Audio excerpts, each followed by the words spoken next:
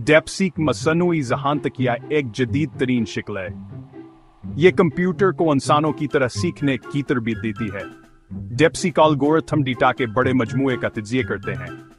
इससे वह पेचीद हैंडमोनों को समझ सकते हैं और पेशिंगोइयां कर सकते हैं। डेप्सीक ने कई शबों में इनकलाब बर्पा किया है। इनमें सेहत, तालीम और तफरीह शामिल हैं।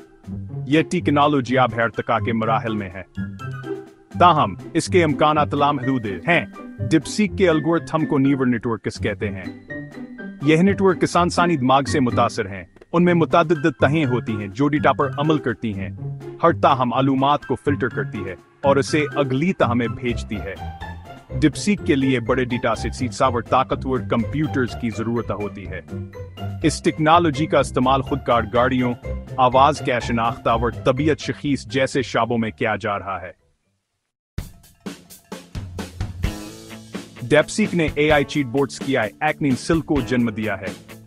यह चीटबोट से ज्यादा होशियार और इंसानों जैसे हैं। यह सार्फिन के साथ ज्यादा हफ्तरी और बामनी गुफ्तगू कर सकते हैं। इनके मकबूलियत की कीव जो हाथ हैं, यह 24 घंटे दस्तयाब रहते हैं और तेज रफ्तार जवाबात फराहम करते हैं। यह चीटबोट सार्फ की तरजीहात को सीख सकते हैं और उनके मुताबिक जवाबात को जाती बना सकते हैं। डेप्सीक AI चीटबोट्स की छाहम खुसूसियाती हैं। फितरी ज़बान की प्रोसेसिंग।